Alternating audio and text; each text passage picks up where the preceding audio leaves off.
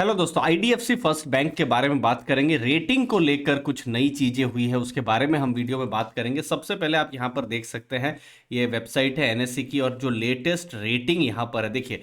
जब हम बैंक की बात करते हैं तो वो डेट इंस्ट्रूमेंट्स के जरिए जो है फंड रेज करते हैं। तो जो रेटिंग है, जैसे उनकी अलग अलग इंफ्रास्ट्रक्चर बॉन्ड एनसीडी रेटिंग, तो AA+ है, जो कि बेस्ट रेटिंग जो कहा जाता है, AAA की रेटिंग है, उससे एक नॉच नीचे कही जाएगी, लेकिन फिर भी ये स्टेबल रेटिंग कही जाती है। अब उसमें भी नेगेटिव होता है, स्टेबल होता है, पॉजिटिव होता है। तो AA+ नेगेटिव की पहले रेटिंग थी, वो AA+ स्टेबल की रेटिंग हो गई है, जो कि एक पॉजिटिव एक सिग्नल है। रेटिंग अपग्रेड हो या AA+ से AAA हो तो बेस्ट पॉसिबल चीज है, लेकिन ये सब स्टेप बाय स्टेप होता है। लेकिन अभी फिलहाल ये नेगेटिव से स्टेबल हुई है जो उनके डेट इंस्ट्रूमेंट्स की, इसको हम पॉजिटिव अभी फिलहाल मान सकते हैं। तो ये जो रेटिंग जो आई है, ये India rating and research Fitch group की कंपनी की तरफ से आई है। उन्होंने AA+ की रेटिंग और स्टेबल का यहाँ पर आउटलुक यहाँ पर कहा है। इसके साथ में फिच ने क्या कहा है, आईडीएफसी फर्स्ट बैंक की जो रिटेल की बुक है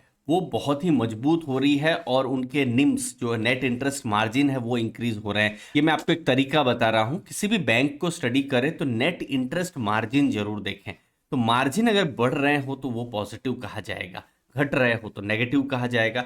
तो उनके मार्जिन्स इंक्रीज हुए हैं जो एनआईएम है। और दूसरी चीज बैंक्स में होती है कि जो रिस्क होते हैं, कॉन्सेंट्रेशन रिस्क, वो भी कम हो रहे हैं। मतलब कोई एक ही ग्राहक से सब डिपॉजिट आ रहा है, एक ही ग्राहक से सब लोन जा रही है, तो एक रिस्क यहां पर हो जाता है। तो जितना कम रहे उतना अच्छा।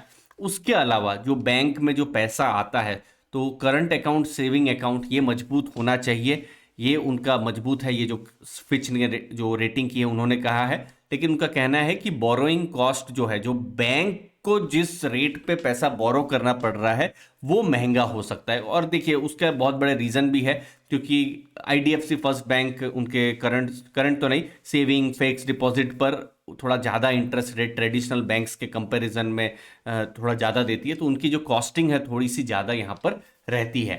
उनका अगली चीज कहने का है कि एनपीए स्टेबिलाईज हो रहे हैं। और ये किसी भी बैंक में, अगेन ये चीज एक मंत्र की तरह समझिए, किसी भी बैंक के एनपीए कम हो रहे हो तो बहुत पॉजिटिव है। जैसे जैसे अभी Q3 के रिजल्ट्स आ रहे होंगे, मैं बैंक के जब प्रीव्यू शुरू करूंगा तो ये सब पॉइंट्स को मैं एक एक करके आपको मैं समझाऊंगा। तो सब्सक्राइब जरूर करिएगा अर्ली फाइनेंशियल आजादी को। टॉप 10 बोरोवर कंसंट्रेशन डिक्रीज हो रहा है, तो ये सब चीजें उन्होंने कही है अपनी रिपोर्ट में। उसके अलावा ये कहा है कि कॉस्ट टू इनकम रेशियो यहां ज्यादा हो सकता है, जो कि बहुत पॉजिटिव नहीं कहा जाएगा।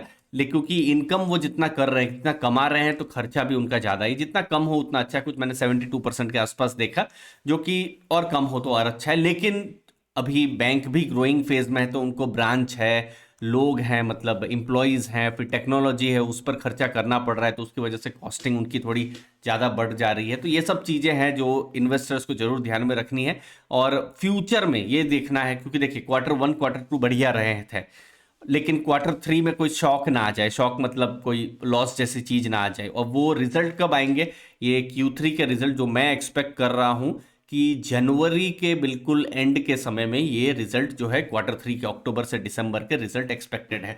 तो जब रिजल्ट आ रहे होंगे तो मैं एक प्रीव्यू वीडियो जो भी लेटेस्ट है वो मैं आपको मैं बता भी दूंगा। बट फिलहाल ये सब डेटा आप जरूर जान के रखिए जब हम आईडीएफसी फर्स्ट बैंक की बात कर रहे हैं, कि उनके कस्टमर डिपॉजिट्स जो है वो इंक्रीज हो रहे हैं। और हमने Q2 के रिजल्ट्स में, बैंक रिजल्ट्स में ये देखा था कि लोन डिपॉजिट बढ़ रहा था लेकिन डिपॉजिट ग्रोथ नहीं बढ़ रहा था। लेकिन एक आईडीएफसी फर्स्ट बैंक और 2-3 बैंक्स ही एक एक्सेप्शन थे जिन्होंने डिपॉजिट भी बढ़ाया है। आप यहां पर देख सकते हैं Q-on-Q 11%, ईयर-on-ईयर 36%, जो कि मैं कहूंगा इंडस्ट्री का बेस्ट रहा है। बाकी बहुत सारी बैंक हैं, उनके जो डिपॉजिट ग्रोथ है वो 10-12% के आसपास रहे हैं, लेकिन इनके डिपॉजिट ग्रोथ बढ़े हैं, ये पॉजिटिव है। 1.14 लाख करोड़ का डिपॉजिट बेस है। अब देखना है कि ये रन रेट पर वो चल पाते हैं कि नहीं चल पाते हैं Q3 जब आएगा। डिपॉजिट्स के बाद जैसे हमने देखा एनपीए कम होने चाहिए, फिलहाल एनपीए कम हो रहे हैं, ये एक पॉजिटिव चीज है। अभी आप देख रहे हैं जैसे 2.32% का पिछले साल जून 2021 में एनपीए था, और अभी बिल्कुल आधा हो गया है 1.09%। अब देखना होगा कि और कितना नीचे जा रहा है। ओवरऑल अगर आप लोन्स की बात करेंगे, जो हमने देखा यहाँ पर लोन्स ईयर-on-ईयर 25% यहाँ इंक्रीज हो रही है। आप देख सकते हैं सितंबर 2022 में 1,45,000 करोड़ की लोन थी और जो पिछले साल 1,16,000 करोड़ की लोन थी। तो ये लोन के जो नंबर्स हैं एक पॉजिटिव नंबर आप बिल्कुल यहाँ पर मान सकते हैं। ओवरऑल जो बैंक है उन्होंने Q2 में प्रॉफिट किया है 556 करोड़। अगेन ये पिछले साल के डेटा, पिछले साल में उन्होंने लॉसेस भी किए हुए थे, बट अभी फिलहाल Q1 Q2 के नतीजों से पता चल रहा है बैंक है डिपॉजिट्स, लोन्स, प्रॉफिट्स, एनपीए सब जगह में बढ़िया अभी कर रही है।